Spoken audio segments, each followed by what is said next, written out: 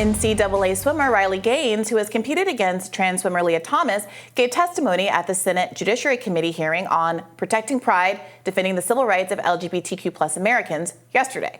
She commented on what it means to be a feminist. Let's hear some of what she had to say. Let me give you a chance to respond to something that Leah Thomas said recently, publicly. She said this publicly. They're using, this quote now, they're using the guise of feminism, they meaning you, using the guise of feminism to sort of push transphobic beliefs, meaning you advocating for women's rights is actually just a cover for transphobia. Do you want to respond to that? Feminism is not a fluid term. The original and the meaning of what it means to be a feminist is to uphold, respect, honor, embrace, and celebrate women on our own physical ceilings, our own uniqueness. That term has not changed.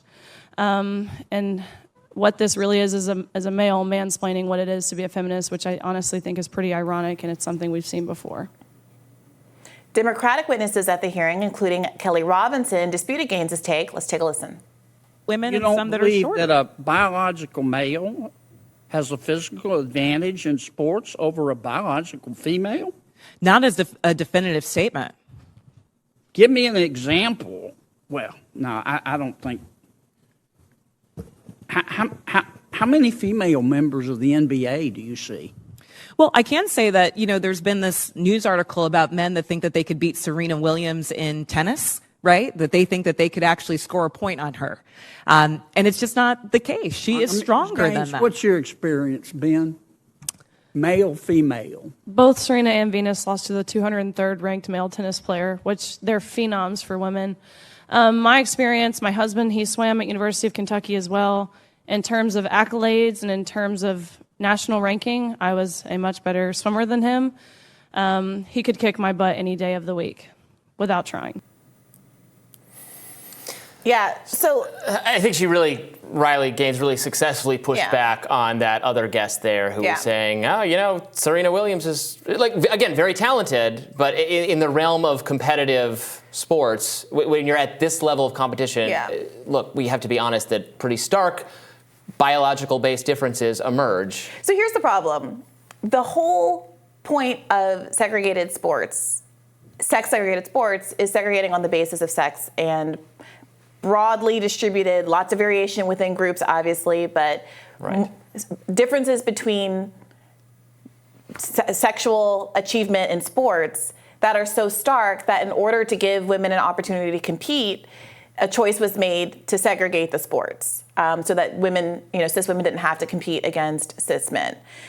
To the extent that there is an effort to be inclusive and allow trans women to play sports and compete, you are going to have to fundamentally challenge the fundamental presumption of why we have sex-segregated sports to begin with.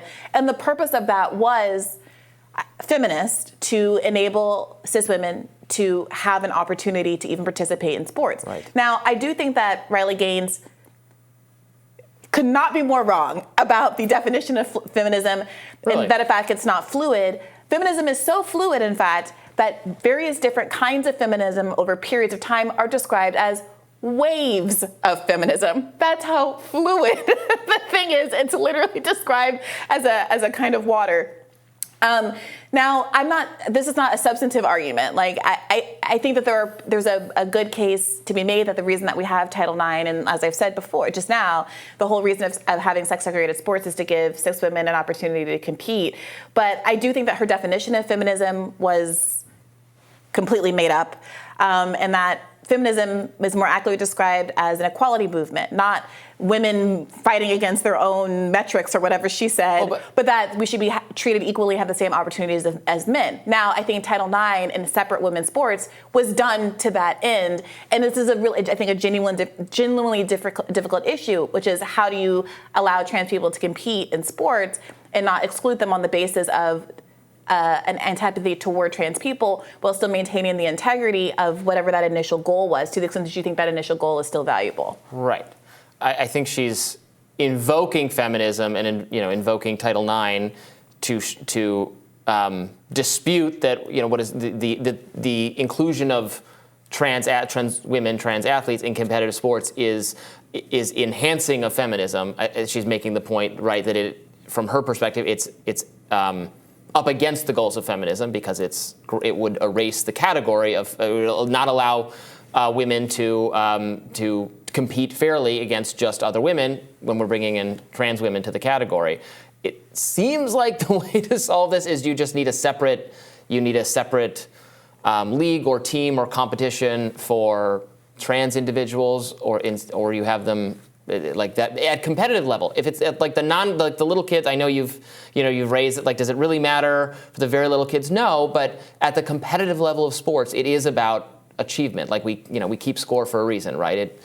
People's futures and scholarships and opportunities, comes from that. And if you want to protect that category at all, and I think most people do, you're going to have to make some accommodation that's not just sticking them on the girls' team.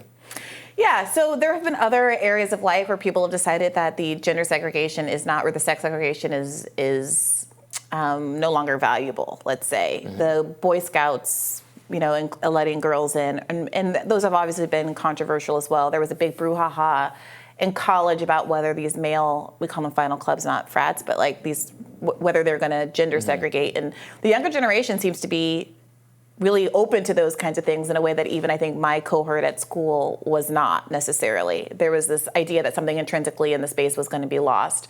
But that seems so different. But this is different because there's something that's rooted. And the Democratic witness really tried to say like, what does it really matter? Some women can compete against men. So, like that is true, but it is an extreme exception. It's disappointing because I sometimes feel like the Republicans have identified, and we talked to a polling expert, what a losing issue this is for trans advocacy. And at a time when there are literally hundreds of bills that are trying to substantively strip the rights of trans people to make medical decisions on their own, adults included, to make medical decisions on their own, dress the way they want, perform in drag, do a classic Shakespeare play, it feels very frustrating for so much of the energy to be taken up on this subject. However, that is always going to continue to be the case as long as you get the kind of anemic defenses that Ms. Kelly Robinson there gave on that panel. Right. Yeah, I've mentioned before that I used to coach track for middle school when I still lived in Michigan, and it's co-ed up through. The school was co-ed. It was through 8th grade, and then this was Catholic school, and then there's a boys' school and a girls' school, and up through 6th, 7th, 8th grade, the female and the male athletes are fairly competitive with one another,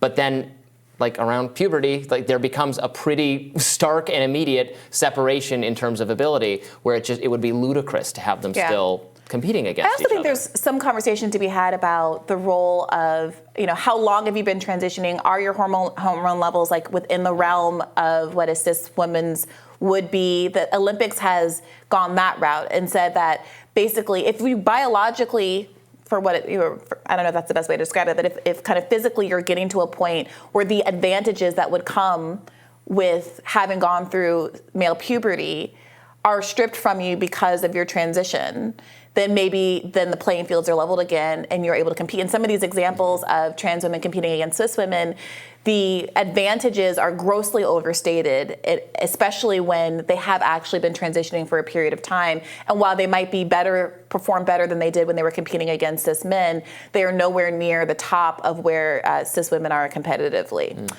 Gaines also responded to Senator Josh Hawley's questioning on the, quote, surprise of finding a biological man in her locker room.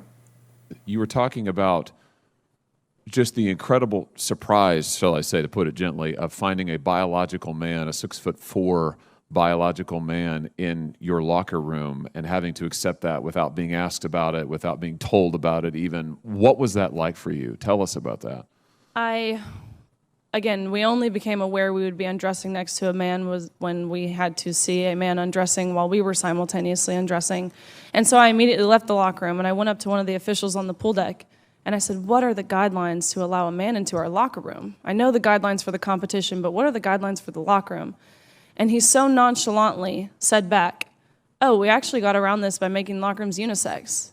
And so I'm thinking to myself in these brief moments, first and foremost, you just admitted this is a male. by acknowledging how you had to change your rules to make the locker rooms unisex. What message does this send to women, to young girls who are denied of these opportunities? So easily their rights to privacy and safety thrown out of the window to protect a small population, protect one group as long as they're happy. What about us? I don't think it's a safety issue, and I think that she knows it's not a safety issue.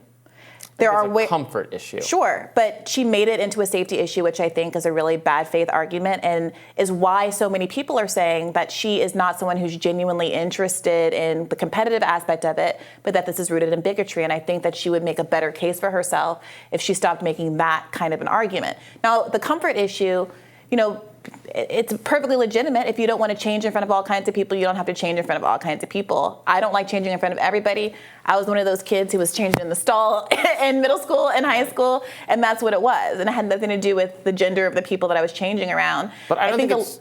Well, go ahead. I think a lot of workplaces, et cetera, have moved to gender neutral kind of Ally McBeal style bathrooms.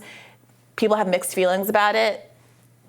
I don't know, and I think that that's a completely separate issue. And if they want to have separate bathrooms where cis women can change without trans women being around, or just have more individualized privacy options for everybody who's competing in these spaces, or make the whole thing co-ed, if that gets around the problem and all of those kind of divisions are regressive anyway, then I think a lot of those issues can be worked out. But that seems to be a separate issue. I agree it's a separate issue, and I don't really think it's about safety, but I don't think it's bigotry to be uncomfortable if you're Riley Gaines changing in front of someone like Leah Thomas. I do think it's bigotry to, Elon Musk said it's a slur to call people cis on the internet yesterday. Well, that was kind of silly. I think it's also bigotry. If we're going to live in that world, then it most certainly is bigotry to intentionally misgender somebody the way that Gaines repeatedly did in this clip. I'm respecting Gaines's pronouns. I'm not saying this dude, Gaines, is, testifying at said hearing. She knows how that's going to be received, and that feels like a dog whistle, and I think it really diminishes her credibility when I think there are really difficult questions to be answered about how to handle the biological advantages that trans women and cis men have. They are difficult questions, and I would also be for just greater privacy in locker rooms, especially at the K through 12 level. Individual stalls for everybody. Aesop products in the bathroom. What Aesop products? They're just fancy soaps. Fancy soaps. It'll make everybody happy. I use the Aussie shampoo and conditioner. Ooh. Is that a good one? We need to talk about that because they leave a residue. They feel good. It's like a good conditioner for the short term, but it's not good for the long-term health of your hair. Allegedly, don't sue us, Aussie. All right. Well, Thomas told Good Morning America last May that trans women are not a threat to women's sports. Trans people don't transition for athletics. We transition to be happy and authentic and our true selves. We'll have more Rising right after this.